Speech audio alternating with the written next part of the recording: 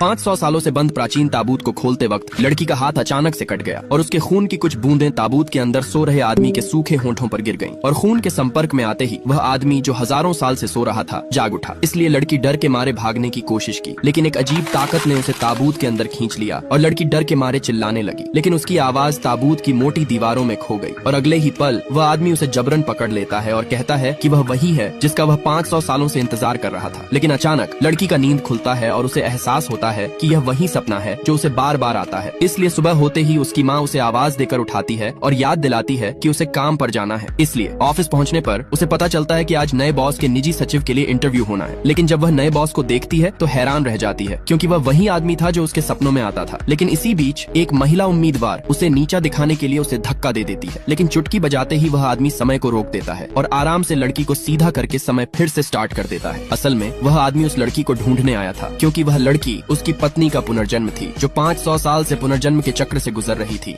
Food delivery लड़की ने गुस्से में एक ईंट उठाई और करोड़ों की लग्जरी कार का शीशा तोड़ दिया। उसे नहीं पता था कि उसका यह कदम उसकी किस्मत को पूरी तरह बदल देगा। इसलिए उसने बिना झिझक टूटे शीशे के टुकड़े को हटाया और अपनी छोटी सी काया से बेहोश पड़े अमीर व्यक्ति को कार से बाहर निकाला। और वे अभी कार से कुछ दूर गए ही थे कि कार में एक जोरदार धमाका हुआ और वे दोनों दूर जा गिरे। इसलिए पास खड़े लोगों ने उनकी मदद की, लेकिन लड़की पहले ही बुरी तरह घायल हो चुकी थी। और इसी दौरान लड़की को ग्राहक का फोन आया, जो ऑर्डर लेट होने पर गुस्से में चिल्लाने लगा और 3 मिनट में डिलीवरी न करने पर खराब रिव्यू देने की धमकी दी। इसलिए दर्द को सहते हुए लड़की फिर से अपनी इलेक्ट्रिक स्कूटर पर बैठी और डिलीवरी करने चली गई। उधर लड़की जिस आदमी को बचाई थी वह एक अरबपति और ताकतवर बिजनेसमैन था। इसलिए होश में आते ही उसने अपने असिस्टेंट से पूछा कि उसे बचाने वाला कौन था, लेकिन असिस्टेंट ने लड़की का चेहरा नहीं देखा था और सीसीटीवी में सिर्फ उसकी पीठ नजर आई। तभी बिजनेसमैन को याद आया कि उसने बेहोशी में लड़की के हाथ पर एक फूल का निशान और उसकी गर्दन में एक खास पेंडेंट देखा था। इसलिए उसने असिस्टेंट से कहा कि किसी भी कीमत पर उस लड़की को ढूंढ कर लाया जाए, ताकि लड़की को अपनी आखिरी ऑर्डर डिलीवर करने के बाद पता चला कि उसकी माँ की तबीयत बहुत सीरियस है। इसलिए वह तुरंत अस्पताल पहुंची, जहां उसे डॉक्टर ने बताया कि अगर 3 दिनों के भीतर 50 लाख रुपए इकट्ठे नहीं हुए तो उसकी माँ का इलाज नहीं हो सकता। परंतु लड़की के पास इतने पैसे नहीं थे, इसलिए वह परेशान होकर जमीन पर बैठ गई। लेकिन तभी उसे याद आया कि वह अपने पुराने घर को बेचकर पैसे जुटा सकती है। इसलिए वह तुरंत घर जाने के लिए उठी, परंतु अस्पताल से बाहर आते वक्त उसकी टक्कर उसी बिजनेसमैन से हो गई जिसे लड़की ने बचाया था। इसलिए जब बिजनेसमैन ने उसके हाथ पर फूल का निशान देखा तो वह उस लड़की को रोकना चाहा, लेकिन लड़की जल्दी में थी, इसलिए चली गई। परंतु असिस्टेंट ने बताया कि उसने डिलीवरी ऐप से पता लगाया है कि लड़की अपने पिता शागुओडोंग के नाम से अकाउंट चलाती है। यह सुनकर बिजनेसमैन ने लड़की को ढूंढने के लिए शागुओडोंग का घर पता करने को कहा। उधर लड़की जब घर पहुंची तो उसने देखा कि उसके पिता को कुछ गुंडों ने पकड़ रखा है, क्योंकि उसके पिता जुए में 20 लाख का कर्ज लिया था, जिसे न चुका पाने के कारण गुंडे उसे मारने की धमकी दे रहे थे। इसलिए लड़की ने गुंडों से माफी मांगते हुए कहा कि उनका पुराना घर स्कूल के पास है और वह उसे महंगी रकम में बेचकर कर्जा चुका देंगे।